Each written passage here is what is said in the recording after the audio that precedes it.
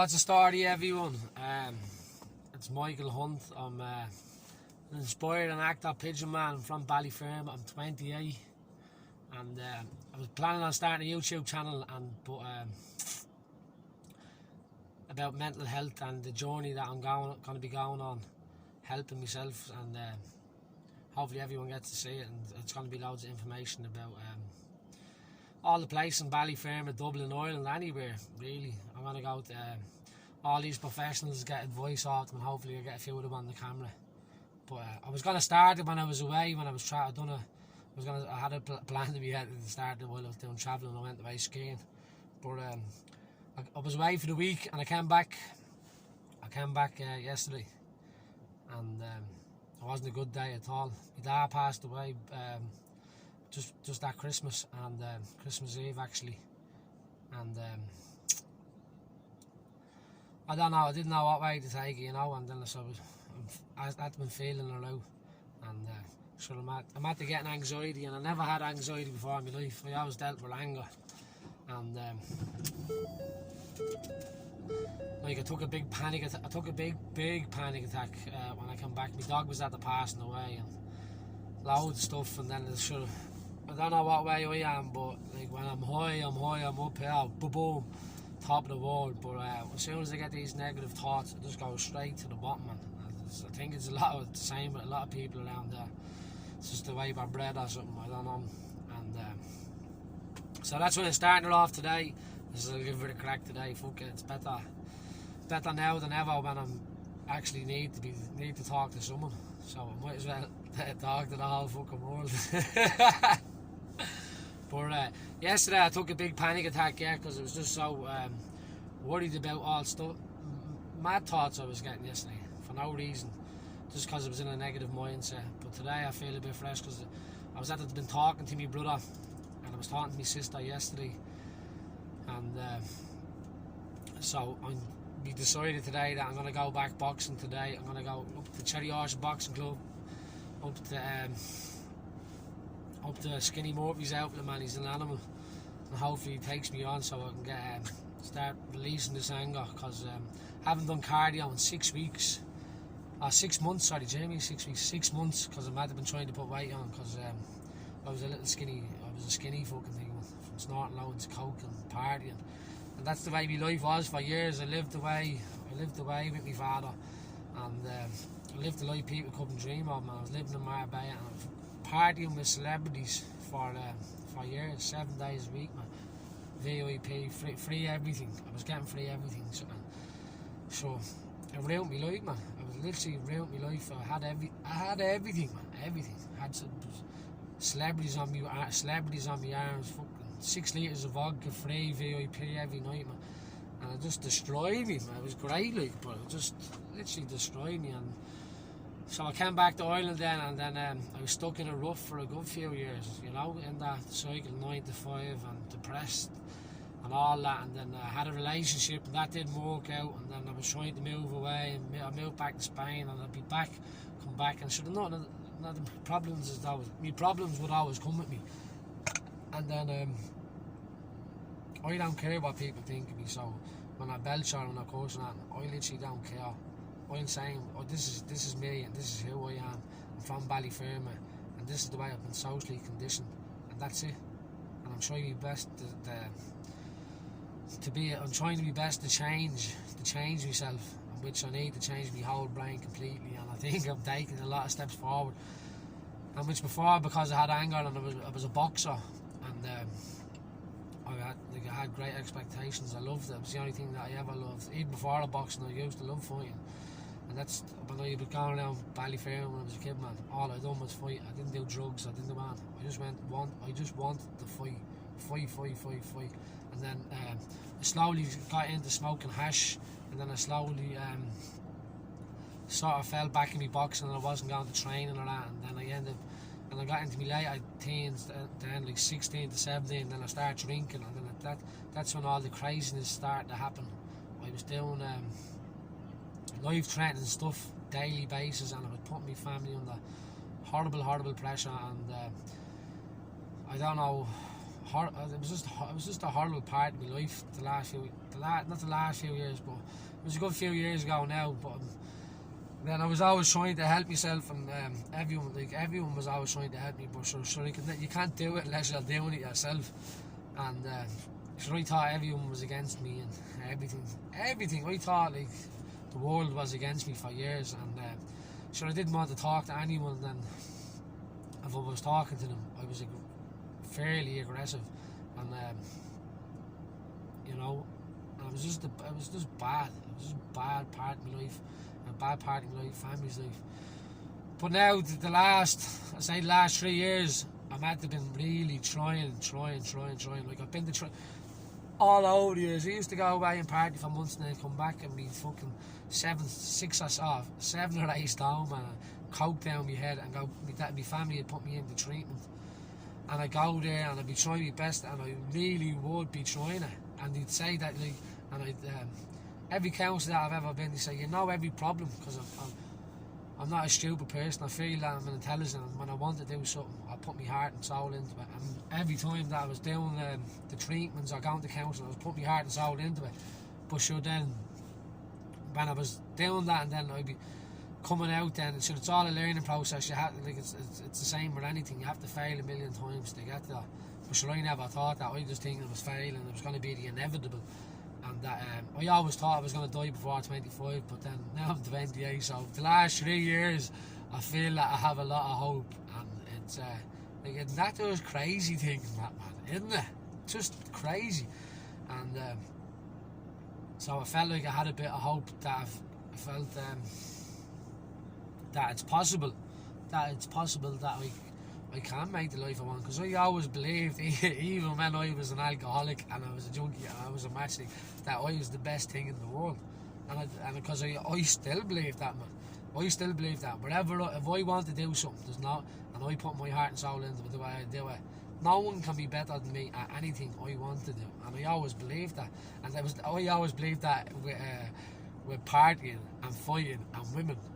And like I mastered them. It's not like I mastered them. I was like, if you seen pictures of me, and then you were seeing the compared to what I was doing, the partying lifestyle, and you'd be like, how could a man, like how could a fella with that physique or that, like, I just looked in bits, and yet I could still go out and party better than anyone and get any women I want, or anything like that. And I always says, I don't care, you know what I mean? And I always thought, and I think a lot of people in Ballyfermot think, most people, this is what I think, so anything I think is what I think, not what I should be around, and it's just my opinion.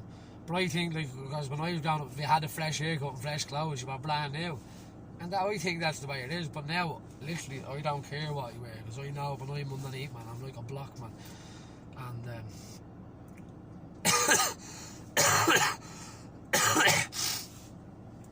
I love to talk, and I love to spread love, and that's what I always love to do, man, as well. I like it because I work on the stalls, and that was one month a year I get to go in for 25 days, and I get to make a lot of people happy, and that was just a great thing in life. But over the years, because I was drinking and drugging, anything that I'd done in my life was it was always still negative, because I was drinking and drugging. So even working with my family, or anything socially, or with any people, it'd be just negative.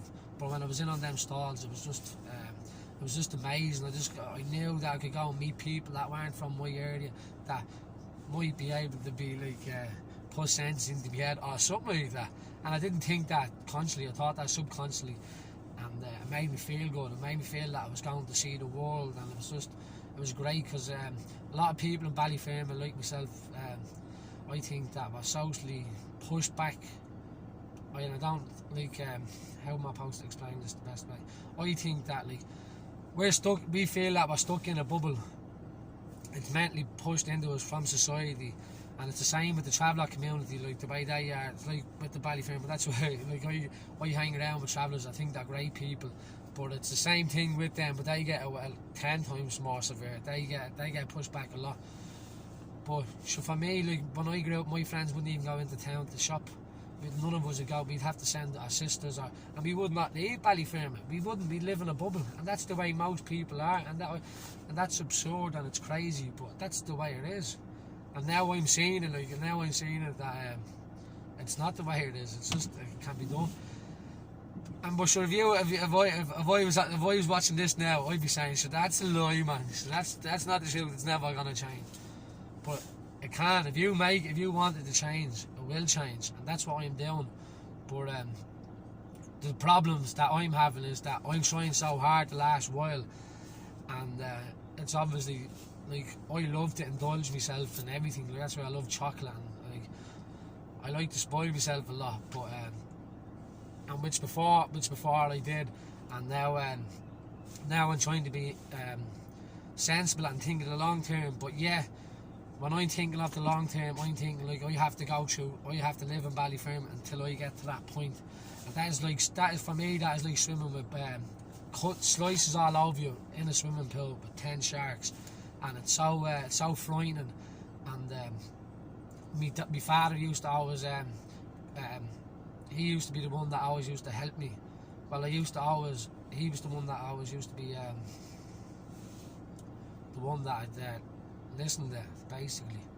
That I have to listen to, or else I'll be left with no family. Like, I used to think that, you know, I don't know how to explain it. I'll leave that for another day, because I don't want to cry. But going back to what I was saying, so that's what I was thinking, like I have to do that, and then but I have so much anxiety now, because I know I have to go through that, and which, like, because when I grew up in Ballyfermot, I hung around with not negative people, I hung around with people in the area that just normal people, but are just stuck in a negative position and vibe and manner and mentality, or whatever you, I can't say it, right? But now I can see it. I can see the way it is now, and I try my best to stay away and try to stay with people. But like, so the drug epidemic and suicide and mental health in Ballyfermot is it's phenomenal. Like, I don't know how to. It's not. I can't say phenomenal. It's the opposite of phenomenal. It's crazy. It's an epidemic, and I try my best to stay away from it. But you can't stay your best away from it because your people from our community is so tight knit, and that you talk to everyone. I think I must wave at about 1,000 people today, and not 1,000 people, a lot. It's just that I over exaggerate a lot, but most people, 8 or 9 out of 10 are suffering with something in Ballyfermot.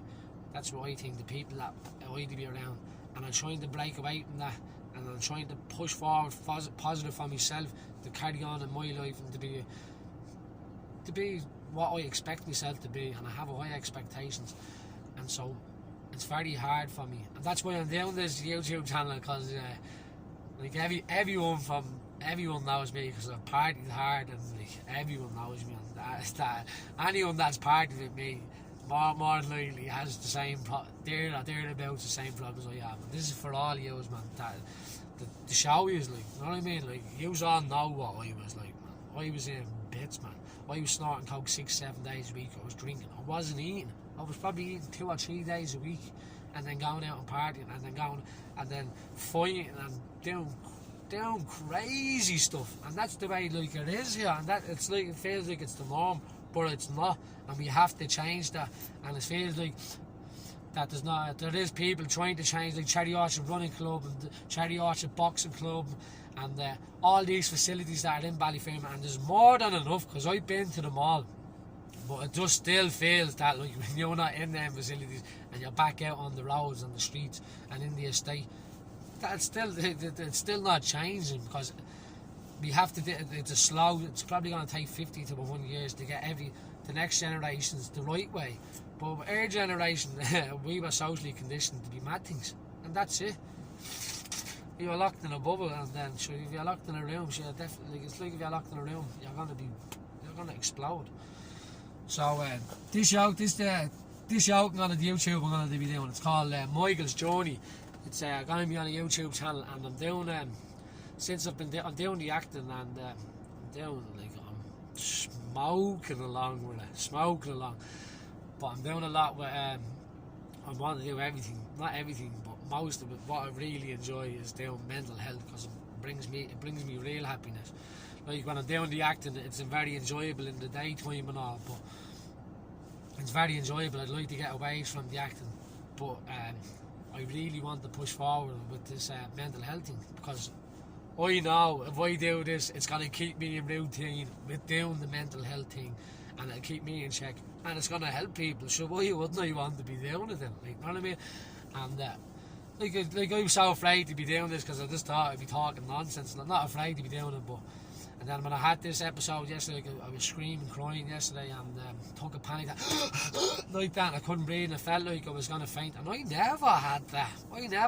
I just, I had anger problems. I used to punch windows and punch everything, and like that's like I used to self harm basically, and I used to be very reckless. And when I was drinking, and I used to put myself in serious dangers, and so. Everyone does that in Ballyfermot, not everyone. A lot of people that are stuck in the drink and the drug and the session. People call people session mods now because it just feels more friendlier. And but it's not. They're fucking alcoholics and they're drug addictions and they're in a depression, subconsciously in a depression or something like that. And probably they don't like their job or else they have issues with girlfriends or anything. And they think the drinking drugs is going to do it, but it's not, man.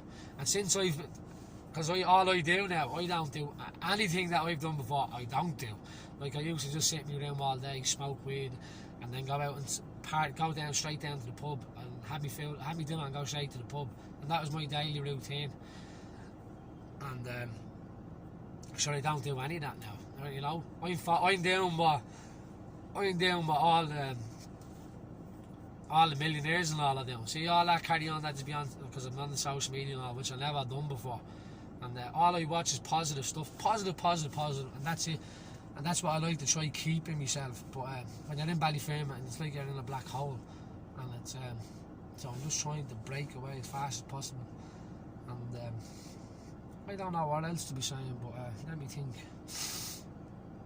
Yeah, so this journey I'm going to be doing, it's all about mental health, and I'm going to be doing, hopefully I'm going to try to get a little place, 2 seats, and I can bring these professional counsellors, probably one for anger, one for all different aspects, you know, like I could probably get someone from Beta House, because they all know me, and they're all, like, the Beta House, now I've been in treatment centres, I've been in everything, but I'm just stuck in my head now because I'm talking for ages. But over the next couple of months now, I'm going to be doing videos probably twice a week, or once every 2 weeks or once a month. I'm going to see how I can do it because I have a busy schedule, you know. And I think that's mad even saying that, busy schedule, but it's the truth and it's deadly.